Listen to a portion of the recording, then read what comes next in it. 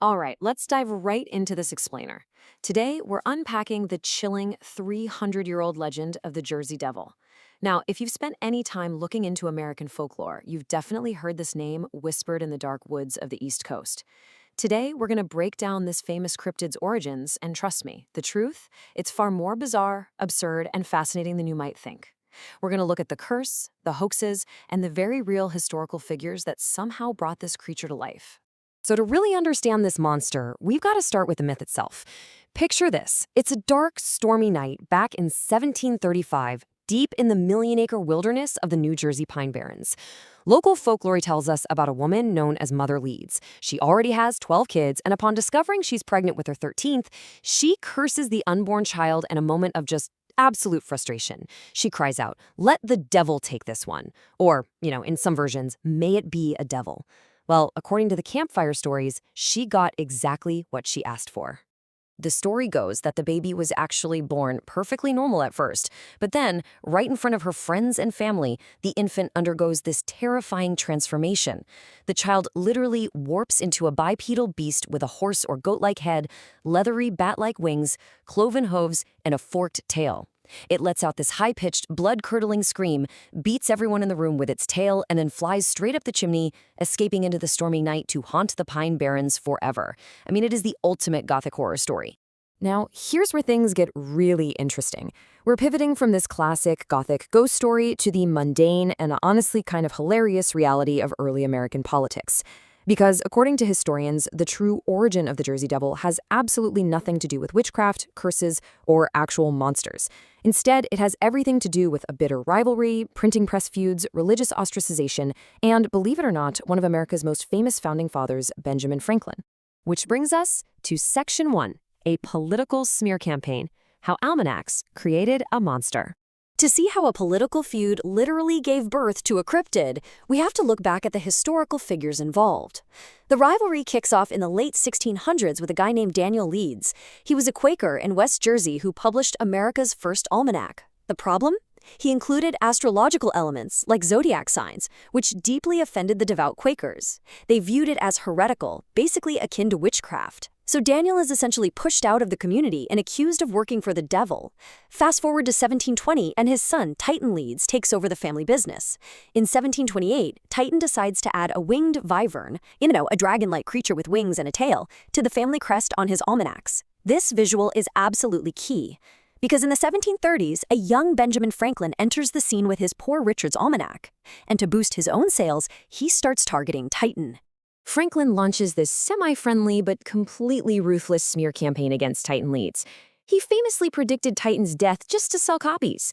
And when Titan didn't die, Franklin jokingly accused him of being a ghost. And here, right here, is the true origin. Benjamin Franklin actually coined the term Leeds Devil. It wasn't a monster. It was a calculated political insult meant to discredit a rival printer, basically painting the Leeds family as occultists and un-American. It is just incredible dramatic irony that one of our founding fathers inadvertently birthed America's most famous cryptid through a petty business feud. Over the centuries, that colloquial insult slowly morphed in the minds of the locals into a literal monster. Moving right along to Section 2, the 1909 phenomenal week when the legend took flight. For a really long time, the Leeds Devil was just a local folktale, a spooky story from the Pine Barrens, nothing more.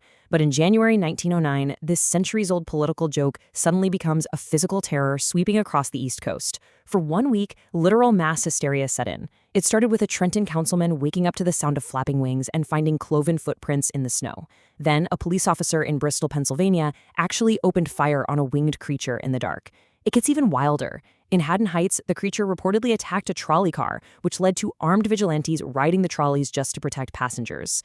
Dead pets were found, mysterious hoof tracks appeared on snowy rooftops. It got so completely out of hand that the Philadelphia Zoo actually offered a cash reward for the creature's capture. I mean, we have thousands of people in a state of absolute panic, armed guards on public transit, and footprints on roofs. So you gotta wonder, what were people actually seeing in 1909? Were they really being terrorized by Mother Leeds' cursed 13th child? Let's pull back the curtain in Section 3, Hoaxes, Herons, and Hysteria, Unmasking the Monster. Like any good mystery, when you finally look at the facts, human psychology and intentional deception are usually the real culprits fueling the panic. On one hand, we have pure, unfiltered opportunism. A dime museum in Philadelphia managed to procure a live kangaroo from upstate New York, painted it green, and put it on display. They tried to call it the Leeds Devil, but decided Jersey Devil was a bit catchier. And you know what? Even after the hoax was exposed, the new name permanently stuck. On the other hand, for the actual late-night sightings, skeptics point out that witnesses were very likely seeing sandhill cranes or great blue herons. In the dead of night, a massive, long-necked bird can easily look entirely otherworldly and terrifying. Mix those natural explanations with a highly publicized hoax, and boom, you get mass hysteria. That brings us to Section 4, From Monster to Cultural Icon, The Devil Wears a Jersey. What's truly incredible about this story is how a creature that genuinely terrified armed citizens back in 1909 managed to completely shift in the public consciousness. It transformed into this beloved mascot and a booming tourist attraction.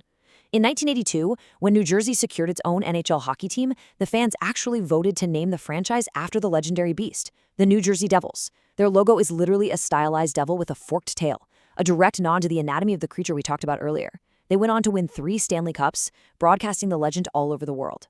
But it's not just sports either. The legend is a massive part of the state's cultural identity. It's inspired tours in the Pine Barrens, comic books, and even a recent poetry collection written from the perspective of Mrs. Leeds herself. So let's wrap this up with Section 5, Why We Still Believe. The psychology of a 300-year-old legend. Why does this specific story endure today?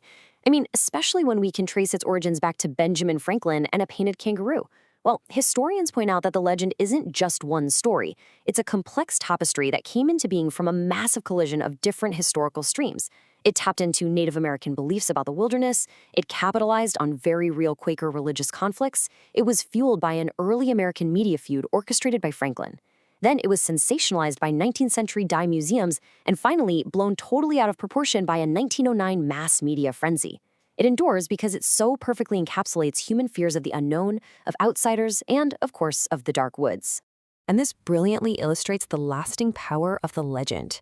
Get this, despite all the debunking, all the historical context, and the sheer absurdity of the painted kangaroo, a 2023 poll found that 1 in 6 New Jersey residents still believes the creature is actually real today.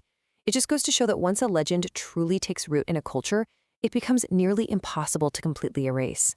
Which leaves us with this final thought to ponder. If a founding father's petty printing press joke mixed with a painted green kangaroo can create a monster that haunts the American consciousness for 300 years, what kinds of legends are we creating right now with our modern media and internet feuds? Thank you so much for exploring the true history of the Jersey Devil with me. I hope this explainer shed a little light on the fascinating ways history, psychology, and folklore all intersect. Keep questioning the stories you hear, and I'll catch you on the next one.